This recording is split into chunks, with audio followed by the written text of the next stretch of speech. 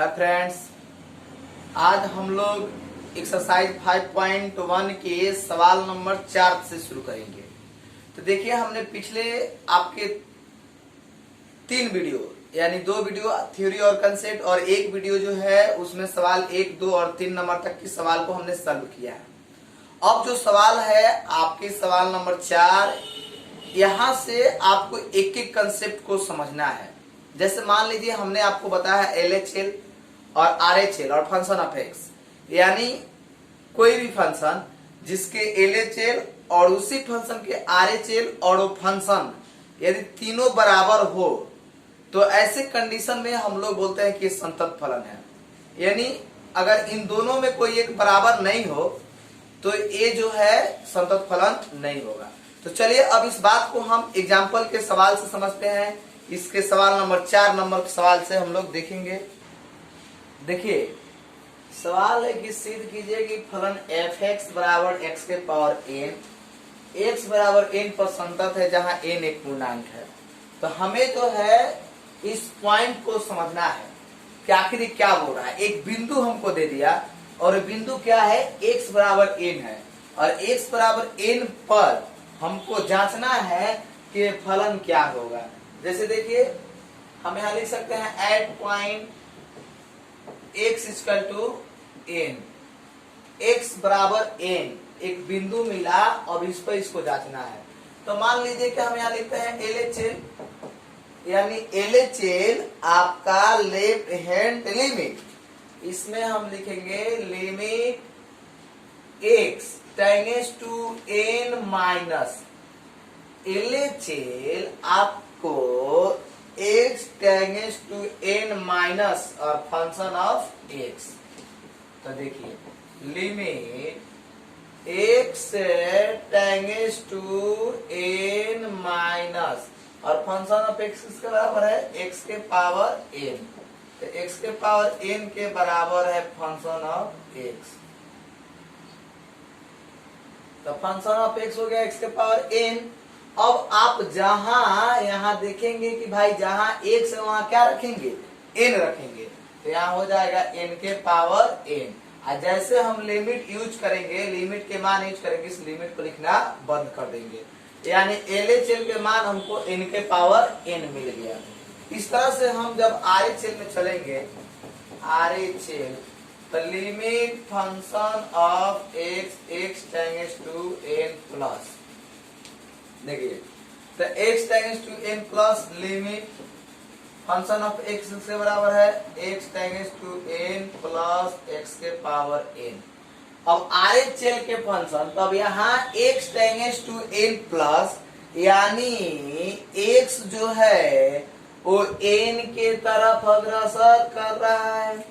तो जहां x है वहां क्या रखेंगे, n रखेंगे। तो लिखेंगे n के पावर n। तो हमने LHL देखा, RHL देखा, दोनों का वैल्यू आपस में बराबर है। तो अब यहाँ पे हम देखेंगे फंक्शन ऑफ x।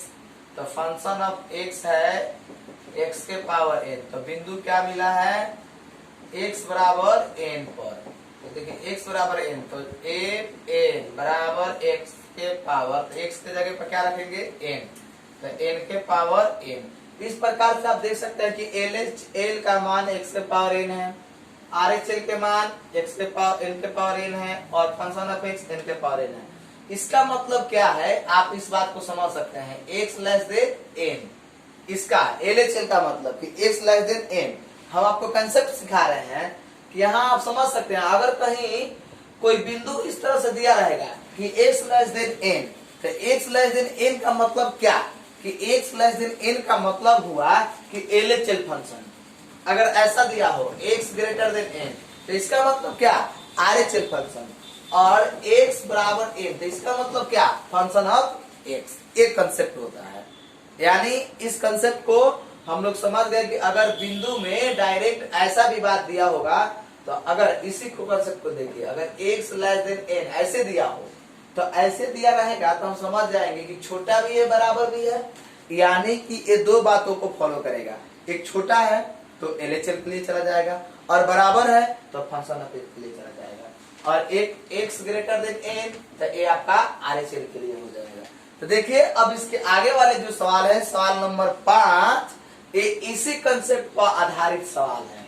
तो आप इस बात को समझ रहे हैं। जैसे हमने माइनस लगाया, माइनस निगेटिव को दिखा रहा है, या निगेटिव मतलब कि छोटा हो रहा है, तो छोटा जैसे होगा तो x लेस देन n, ये इसके कंसेप्ट की बात है। n प्लस है तो x ग्रेटर देन n, ये इसके कंसेप्ट की बात है।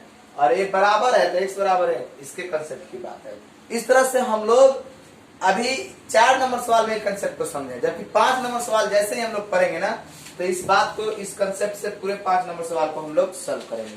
तो चलिए देखिए यहाँ पे, अब हमने इस सवाल को जैसे ही यहाँ पे लिखा LHL बराबर RHL बराबर फंक्शन ऑफ x, यानी कि सब आपस में बराबर हो गए। जैसे ही बराबर हो गए तो लिखेंगे सो fx इज कंटिन्यूटी, यानी ये फलन क्या है, संतत है। अब हम लोग इसके आगे सवाल नंबर 5 को देखेंगे।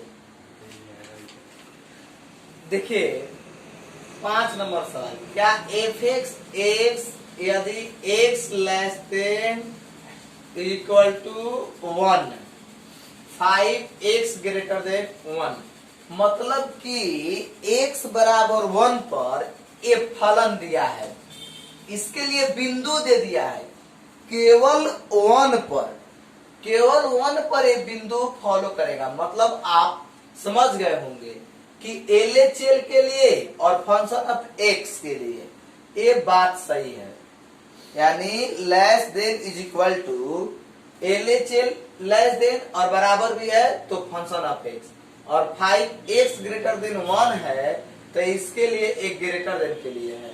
द्वारा परिभाषित फलन फंक्शन ऑफ x बराबर 0, x बराबर 1 तथा x बराबर 2 पर संतत है। तो चलिए सबसे पहले बिंदु है x बराबर 0, तो x बराबर 0 के लिए फंक्शन ऑफ x बराबर x होगा, फंक्शन ऑफ x बराबर x होगा, क्योंकि इसके लिए तो शर्त नहीं दिया है, और इसके लिए तो नहीं बोला है कि छोटा के लिए LHL में RHL में क्या क्या रखना है, तो बात नहीं है। तो यहाँ पर सबसे पहले हम लोग लेंगे at point solve, at point x equal to 0, तो at point x equal to 0, तो फंक्शन ऑफ x बराबर x, फंक्शन ऑफ x बराबर क्या लिए, x। अभी बात क्यों लिए आप समझ सकते हैं, क्योंकि यहाँ पर बिंदु x बराबर 0 है, तो x बराबर 0 है तो सबको एक एक करके हम LHL RHL और फंक्शन ऑफ x निकालेंगे। इस कंसेप्ट को अभी नहीं ध्यान में रखेंगे, क्योंकि x बराबर किस पर है, ये सवाल 1 पर, केवल 1 पर, केवल 1 जब बिंदु लेंगे तब इसको ध्यान में रखेंगे। बाकी 0 के लिए फंक्शन ऑफ x होगा, तो यहाँ लिखेंगे LHL limit function of x tends to 0 minus, आप देख सकते हैं x टेंडेंस टू, अब x के मान क्या है, तो limit x tends to 0 minus, तो जहां x मान क्या रखेंगे 0, तो आ गया LHL के मान 0। इससे काम नहीं कर रहे हैं, बार बार हम इस बात की चर्चा इसलिए कर रहे हैं ताकि आपका ध्यान अभी यहाँ पे न जाए। ये केवल बिंदु किसके लिए है, 1 के लिए है, और फंक्शन भी किसके लिए बना है, 1 के लिए बना है। और यहाँ RHL limit function of x tends to 0 plus, तो देखिए limit function of x 0 plus, तो इसको लिखेंगे लिमिट x और x टेंडेंस टू 0 प्लस, तो आ जाएगा 0, तो फंक्शन ऑफ x क्या आ गया 0। अब आइए फंक्शन ऑफ x बराबर x, तो फंक्शन ऑफ x बराबर x हो गया, तो बिंदु क्या रखेंगे x बराबर 0, तो f0 बराबर 0। आप देख सकते हैं ध्यान से, हमने क्या किया, बिंदु x बराबर 0 पर एक बार LHL निकाले 0 मिला, RHL निकाले 0 मिला, फंक्शन ऑफ x निकाले 0, यानी हम लिख सकते हैं कि LHL is equal to RHL equal to function of x, so fx is continuity, यानी कि हमारा फलन जो है कौन फलन हो गया, संतत फलन हो गया। यानी इस तरह से हम लोगों ने इस सवाल को सॉल्व कर लिया और फंक्शन हो गई संतत। अब इसके बाद बिंदु क्या बचा, x बराबर 1, तो x बराबर 1 के लिए सब लागू है। तो चलिए इसके आगे देखिए x बराबर 1, x बराबर 1 है, बहुत अच्छा सवाल है, आप इस चीज को समझ सकते हैं। यानी यहाँ पे फंक्शन ऑफ x बराबर x और x लेस देन 1, मतलब कि लेस देन है तो ये LHL का काम करेगा, समझ लीजिए। और बराबर भी इसमें लगा है तो ये फंक्शन ऑफ x का भी काम करेगा बराबर के लिए। तो यहाँ हम लेते हैं LHL, तो limit x tends to 1 minus, minus यानी x लेस देन छोटा, तो देखिए जैसे छोटा की बात आई तो यहाँ पर limit x tends to 1 minus function of x, तो limit x tends to 1 minus और फंक्शन ऑफ x हो गया x, तो फंक्शन ऑफ x हो गया x, तो यहाँ पर वैल्यू रख देंगे तो क्या मिलेगा 1 मिल गया।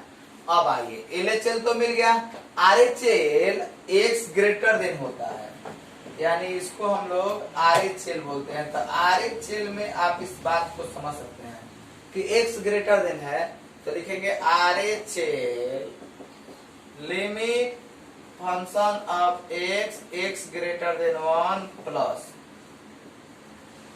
प्लस, तो 1 प्लस जैसे लिखे तो अब आपके दिमाग में इसका फंक्शन आना चाहिए।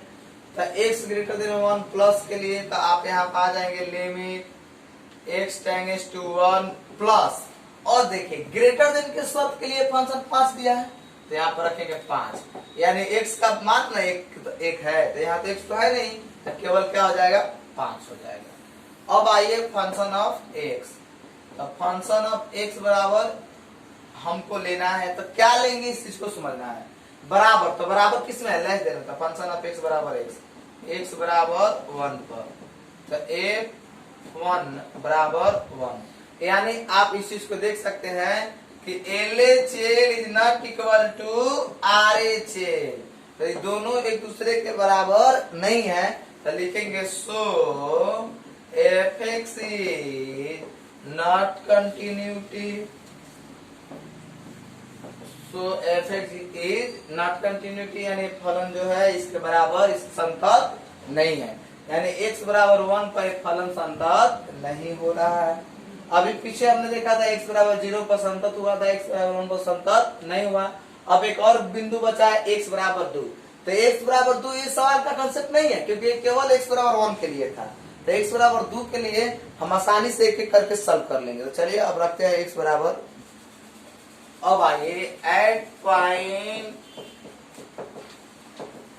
x इक्वल टू 2, x बराबर 2 पर लेंगे, तो x बराबर 2 पर लेंगे तब फंक्शन, तो फंक्शन हम लेंगे यहाँ LHL limit x tends to 2 minus function of x, तो चलिए x tends to 2 minus function of x limit, आप देखिए 2 के लिए फंक्शन यही होगा, तो x टेंडेंस टू 2 माइनस, तो यहाँ पर हो जाएगा आपका फंक्शन ऑफ x का मान x, तो 2, यहाँ पे x क्या रखेंगे 2, तो लिमिट लिखना बंद कर देंगे। RHL, तो देखिए RHL क्या है, limit x tends to 2 plus function of x limit, तो फंक्शन ऑफ x के बराबर, तो x टेंडेंस टू 2 प्लस बराबर 2, यहाँ लिखेंगे फंक्शन ऑफ x बराबर x, तो x बराबर x, तो x बराबर 2 पर, तो फंक्शन ऑफ 2 बराबर 2, यानी आप देख रहे हैं LHL RHL और फंक्शन ऑफ x तीनों आपस में क्या है, बराबर है, तो यहाँ लिख सकते हैं LHL बराबर RHL बराबर function of x, so fx is continuity, so fx is continuity, यानी इस प्रकार से हम लोगों ने 5 नंबर सवाल को सॉल्व कर लिया। अब इसके आगे की सवाल है, देखिए क्वेश्चन है f के सभी आसन्न के बिंदु को ज्ञात कीजिए जबकि f निम्न प्रकार से परिभाषित है।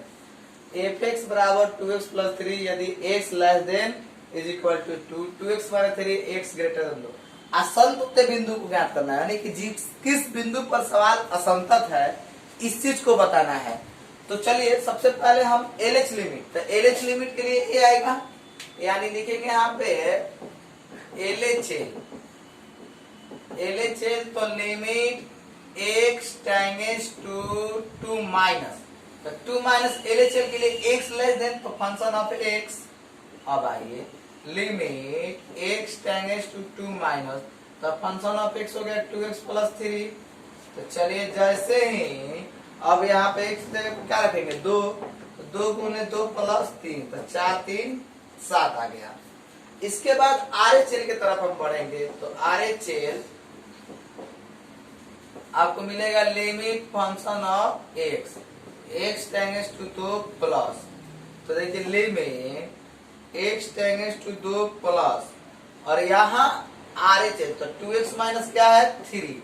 अब आइए आप x के मान 2 रखिएगा, तो 2 गुने 2 माइनस 3 यानी बच गया 1।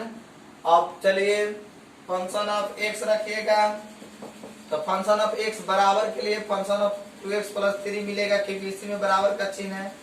तो x बराबर क्या रखेंगे 2 पर, तो x बराबर 2 पर, तो फंक्शन ऑफ 2, तो 2 गुने 2 प्लस 3 4 3 7। देखिए यहाँ LHL RHL के बराबर नहीं है, यानी लिख सकते हैं कि LHL is not equal to RHL, is not equal to RHL, यानी असंतत बिंदु। तो यहाँ फलन ऑफ फंक्शन ऑफ x बराबर 2 पर असंतत है,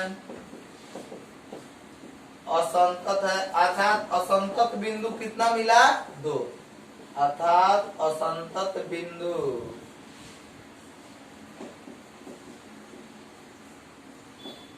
x बराबर 2 है। देखिए तो असंतत बिंदु पूछा था, असंतत के बिंदु में तो x बराबर क्या मिला 2, इस पर क्या है असंतत, क्योंकि यहाँ LHL के मान 7 और RHL के मान क्या मिल गया था 1। तो इस प्रकार से हमने 6 नंबर सवाल को देखा। 6 नंबर के बाद आप अगर बनाएंगे तो आपसे 7 8 9 10 11 12 13 14 तक सवाल आसानी से बन जाएगा। तो हम आपसे उम्मीद करते हैं कि आप जरूर इस सवाल को सॉल्व कीजिएगा, और मुझे पूर्ण विश्वास है कि अगर आप सॉल्व करते हैं तो आपसे सभी सवाल आसानी से बन जाएंगे, क्योंकि अब आपके पास थ्योरी कंसेप्ट और कुछ सवाल का प्रॉब्लम जो हमने सॉल्व किया वो भी आपके पास तक पहुंच गया है। तो आप जरूर इस सवाल को बनाएंगे। तो फिर हम अगले वीडियो में आपसे मिलेंगे एक नए सवाल के साथ।